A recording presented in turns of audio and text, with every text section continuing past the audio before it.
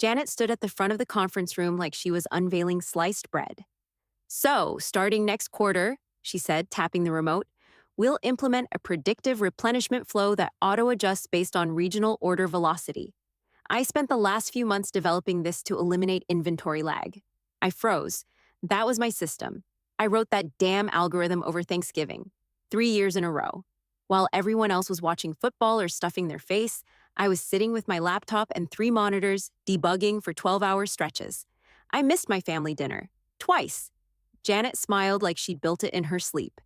Before we start, how's your day going and where are you joining from? There were maybe 20 people in that room, plus 50 more on Zoom. She didn't mention my name, not even once. But when the slide flipped to show the dashboard mock-up, the exact view I'd prototyped, people started clapping. I didn't clap. My name's Heather. I'm 34. I live in Tempe, Arizona, and I'd been working in warehouse ops at Mercurus Retail for 5 years. 5 years of keeping things glued together with duct tape, sleepless nights, and code patches I was never supposed to write. Janet used to say I was the glue. Said it all the time, like a compliment. We'd fall apart without you, Heather. She'd call me at midnight to fix an order spike, then turn around and ignore my promotion requests for the 3rd year in a row. I never cared about applause. I just wanted credit where it mattered. A title, a raise, some respect. But Janet had a gift for stepping in right when things were stable and claiming the spotlight. Then came the webinar last month. She was demoing the real-time distribution overhaul to the regional heads. We built the system from scratch last fall, she said, full smile. I architected the back end myself. I nearly threw my laptop across the room. I rebuilt that system after the old one crapped out and delayed 6,000 shipments. I didn't sleep for 4 days. My code rerouted those orders. My design restored customer flow.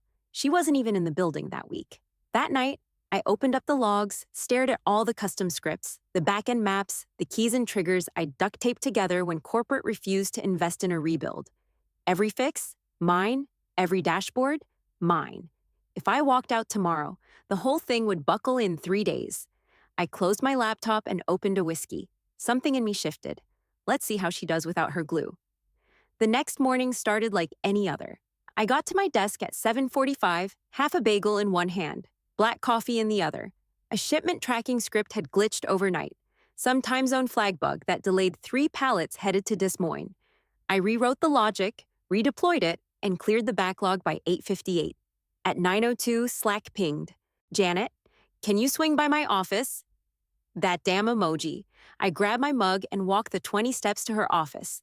No warning signs, no heads up from anyone. Just her glass door already cracked open like she'd been waiting. She didn't look up when I stepped in. Close the door, she said, tapping away at her laptop. I did. Sat down across from her. She clicked a few things, then folded her hands. I'll make this quick, she said, eyes finally meeting mine. Due to strategic realignment, your position is being eliminated effective immediately. My stomach dropped, but I didn't flinch. Excuse me? This isn't performance-based, she said, rehearsed and cold. It's just time to pivot resources towards scalable, externalized solutions. I blinked. What does that even mean? She leaned back in her chair like this was a TED Talk. Your role was always meant to be scaffolding. Now that we've stabilized the core systems, we're moving to a consultant-led model. We've brought in a part-time operations contractor to take over the key deliverables. A contractor? For ops? You mean someone who doesn't know the systems? Or the workflow? My voice came out flatter than I expected. They'll be fine, she said, brushing invisible lint off her blouse. We're looking for agility, not legacy knowledge. Plus, it's more budget-friendly. I stared at her. So you're cutting the person who built the infrastructure and replacing her with someone cheaper. Got it. She didn't respond, just reached into her desk drawer and slid a white envelope across the table. 5 minutes, she said. HR already offboarded your credentials. You can grab your personal items. No thank you for your service. No mention of the fact I'd saved that company's ass 100 times over. Just 5 minutes and a corporate script. I stood up slowly. My legs felt weird. Not weak, just disconnected, like my brain hadn't caught up with my body yet. You could have just said you were threatened, I said. Janet didn't blink. This was a business decision. Right, a business decision made by a woman who never touched a line of back-end code in her life. I walked out without another word. Back at my desk, people were too busy typing or checking Slack to notice. No one looked up. No one said a thing. My screen was already locked. My name was gone from the access panel. I opened my bottom drawer. The plant was gone. Mug still there. Notebook. Nothing else. No goodbye party. No heads up. Just a disappearing act. Fine. Let's see what happens when the scaffolding leaves. There wasn't even a line about thanks for your contribution. I walked back to my desk. What was left of it? Someone had already cleaned out most of the drawers. Only my mug and that sad little plant remained. The leaves were half yellow, curling at the edges. I almost laughed. The monitor flickered to life when I touched the mouse. Somehow, my local login still worked. No one thought to pull the hard wire. I sat down one last time and opened the internal logistics dashboard. The root access screen came up like it always did. Clean, fast, mine. I hovered over the Manage Keys tab. The master credential I'd created 2 years ago was still active. It had a dumb label, Heather Root Final 2, because I'd renamed it 3 times trying to make it sound more official. It was never supposed to stay. It started as a patch during a system migration Janet never approved a budget for. She told me to make do, so I did. But once it worked, she didn't care enough to replace it. They built half the new infrastructure on that patch. Worse, the sandbox demo warehouse, the one Janet loved to show off during client pitches, still ran entirely on my credentials. I clicked over to its panel. Status, running. Active user, Heather_root_final2. I clicked revoke. The button turned red, confirmed, no more access, no more scaffolding. I leaned back in the chair and stared at the screen for a second, then stood up and shut it all down. Closed every window, logged out for the last time. I picked up my badge from the desk. It still had the frayed blue lanyard I'd gotten during orientation 5 years ago. The plastic casing was cracked at the corner. I held it for a second, then walked it to the front desk. The receptionist glanced up. "Oh, hey." She smiled awkwardly like she wasn't sure if she should say something. I just handed her the badge and turned toward the exit. No one stopped me. No final words, no surprise hugs, no scene. Janet didn't come out. No one from my team followed. I didn't even hear my name. I stepped through the glass doors into the heat. The sun hit like a wall, and for a second I just stood there, sweating, holding a dying plant with a coffee mug swinging in my other hand. No ceremony, no closure, just silence. The next morning, I was up at 6 out of sheer habit. No alarm, just my body trained after 5 years of round-the-clock fires. I made coffee like usual, black, strong, burned just enough. Sat down at the kitchen counter and reached for my phone before I could even think. Muscle memory. My thumb hovered over the system dashboard app. Access denied. Right. No alerts buzzing at 2 in the morning. No Slack messages asking, "Hey, is the batch queue stuck again?" No frantic pings from Janet at 5:47 a.m. before a board meeting. Just silence. I opened the company website out of spite. Scroll, click on Team. My face? Gone. They updated the banner. My photo used to be dead center in the ops collage. Now it was just Janet, surrounded by contractors and junior analysts I didn't even recognize. Whatever. Later that week, I met up with Kelly, one of the few people I actually trusted in that building. We grabbed iced coffees at a strip mall cafe off Baseline. She leaned in after the small talk faded. "You could sue her, you know, or at least expose her. Everyone knows she took credit for your systems." I shook my head. "Not yet." Kelly frowned. "Seriously?" "She's walking around acting like she built all of it. Clients think she's some logistics prodigy." I sipped my drink. "I'll wait." She stared at me. "For what?" "For it to crack?" She went quiet, leaned back, crossed her arms. "You really think it'll fall apart without you?" "I don't think," I said. "I know." I left it at that. Back home, I sat in the quiet and didn't check anything. There was nothing left to check. I deleted the dashboard app, blocked the Mercury's Slack workspace, but in the back of my mind, I pictured the internal system calls I used to monitor. The scripts I hand-coded because Janet wouldn't greenlight proper tooling. The patchwork API calls duct-taped with my keys. Janet built her empire on a cracked foundation, and I was the last one holding the floorboards together. Days blended, then weeks. I got into gardening. Dug up the side yard, laid down a raised bed, planted herbs I didn't even cook with. Basil, thyme, cilantro that kept bolting. I watered things that didn't need it just to feel useful. I opened LinkedIn every morning, scrolled through job listings like it was a ritual. Supply chain analyst, warehouse systems coordinator, backend ops lead. I saved them but didn't apply. Not yet. My profile sat there, stale and untouched, while everyone else posted their fake wins and promotion selfies. I didn't update my title, didn't add open to work. I just watched. Then, one night, I saw it.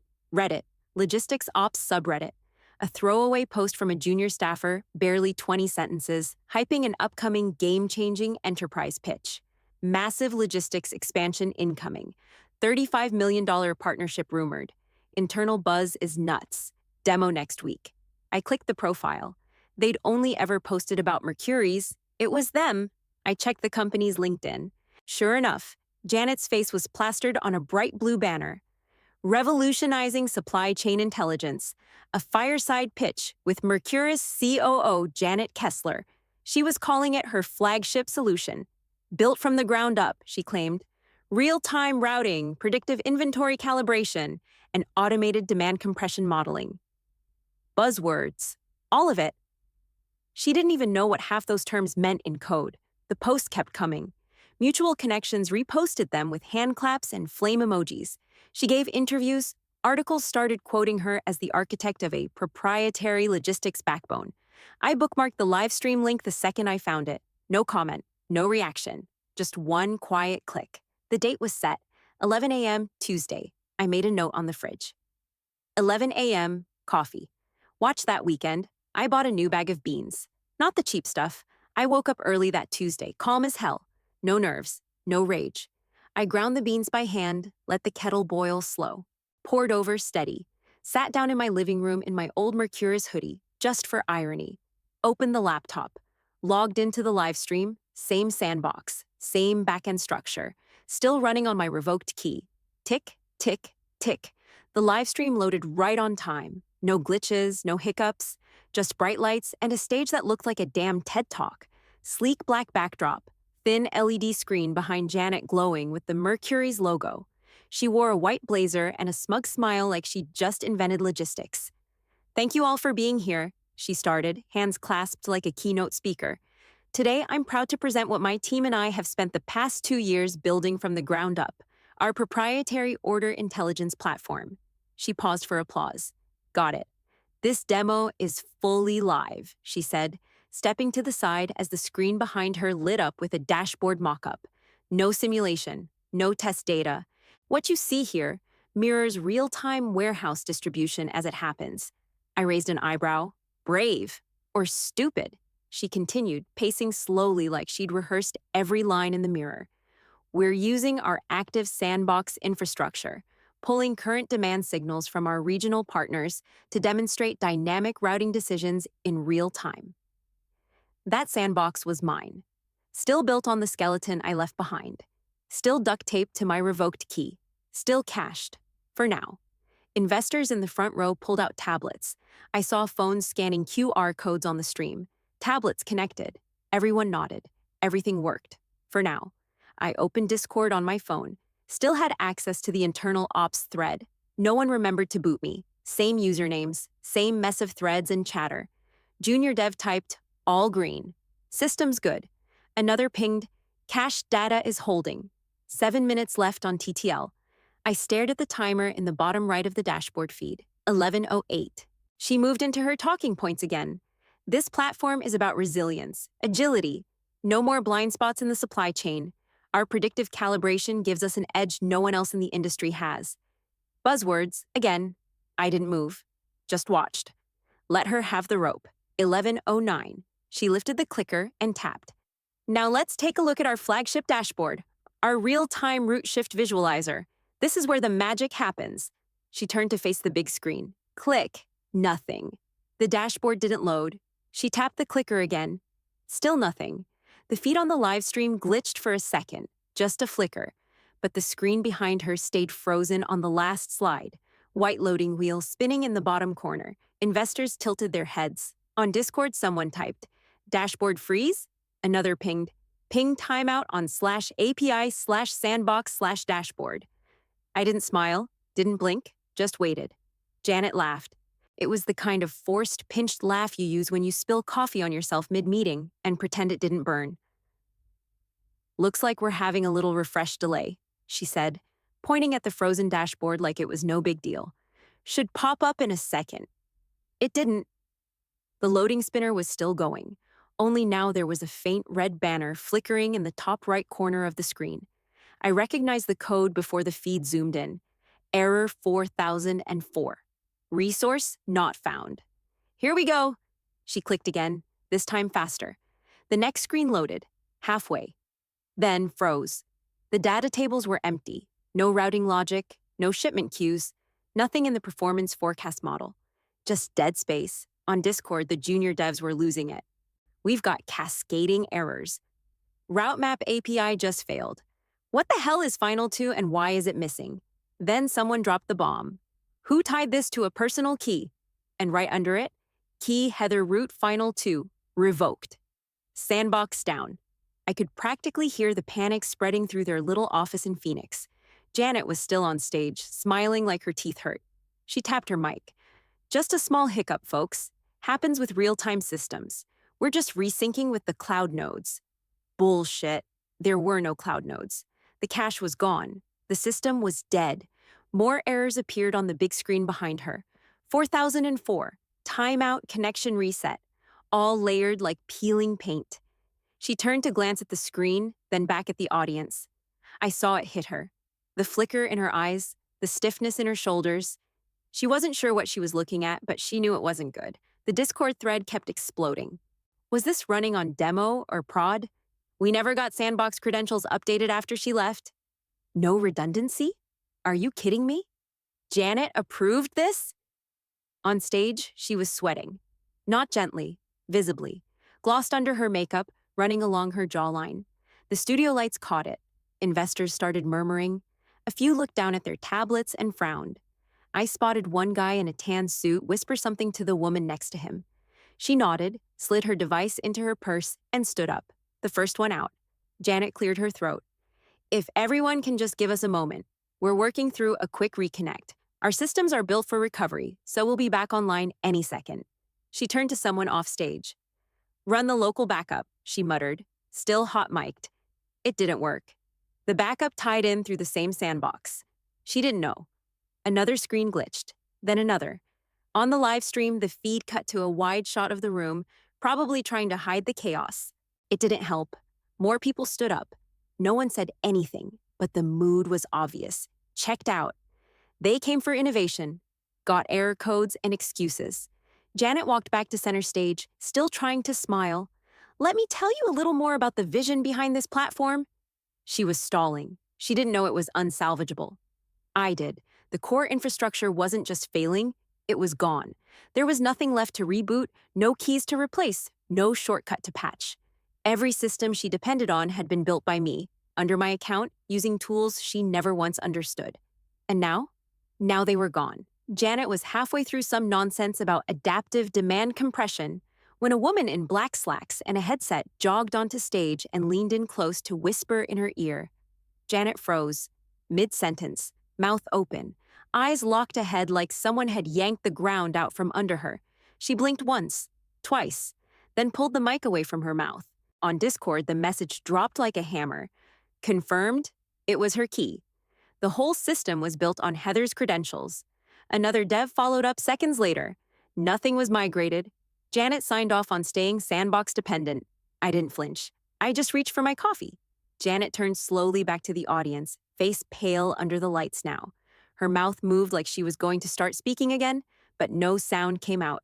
Someone in the third row raised a hand, not for a question, just high enough to interrupt. "Is this what your clients are running on?" The voice was clipped, serious. Janet blinked like she didn't understand the words. He repeated it. "Is this what you've been selling to enterprise partners? A demo system tied to a former employee's credentials?" That lit the fuse. Other investors looked up. Heads turned. I could see it. Questions forming, interest dying. Janet lifted the mic again, hand shaking slightly.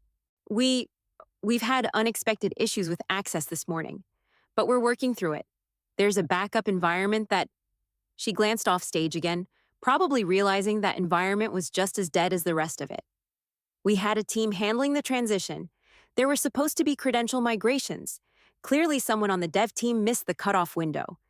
There it was, the pivot, blame, on Discord. Wow, she's throwing us under the bus. She signed off on keeping the root active. I'm screenshotting all of this. Janet fumbled with the clicker again, tapping furiously. Nothing responded. The error banners were still there. Behind her, the main dashboard had timed out completely and defaulted to the Mercurius logo, centered and useless. She tried to regain control, cleared her throat, paced forward.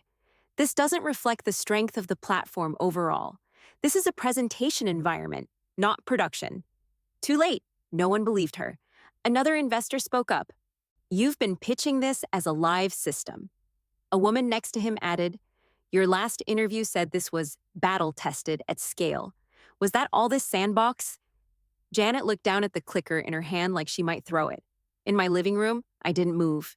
Didn't speak, just watched. The fall had started, and this time, there was no version of the story where she climbed out of it. Janet stepped forward again, still gripping the mic like it might anchor her to the floor. I'd like to shift the conversation, she said, voice thinner now, cracking just a little.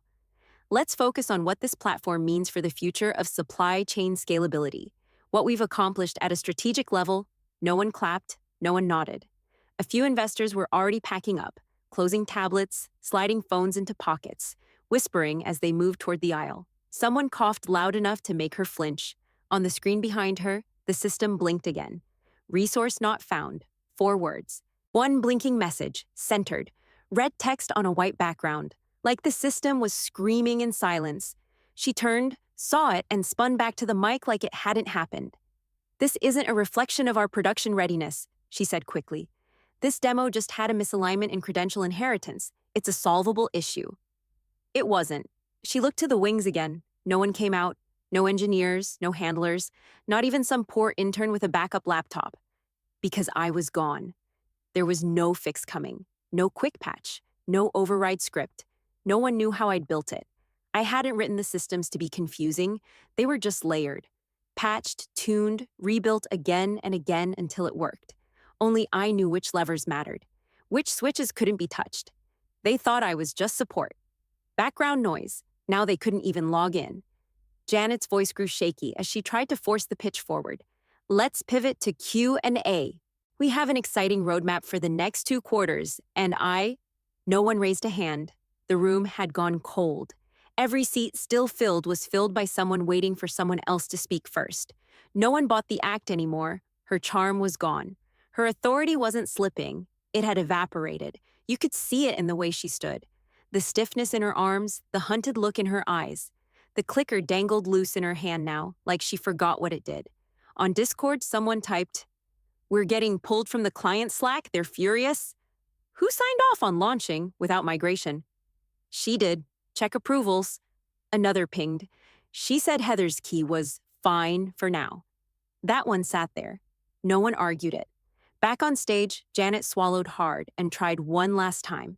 The tech is still sound. We have backups. Our vision hasn't changed.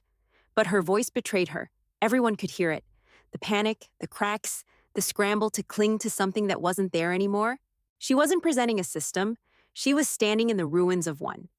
And I sat on my couch, legs crossed, coffee cold beside me. I didn't cheer, didn't gloat. It wasn't triumph I felt. It was relief. Truth had finally caught up to her. I closed the laptop, no screenshot, no replay, no grabbing a quote to send to anyone, just one long exhale. That was it. The Slack stayed quiet. No DMS, no apology from Janet, no last-ditch message from HR asking if I'd consider consulting. Nothing from the junior devs, not even Kelly. They were all too busy digging through wreckage, or pretending it hadn't happened. They wouldn't bounce back fast, maybe not at all. Investors like the ones in that room didn't forgive failure, not when it was public, not when it was this obvious. Janet didn't just lose a pitch, she got exposed. She had no rebuild plan, no system knowledge, no fallback team. She'd treated me like a temporary bridge, and now the whole thing had collapsed under her weight.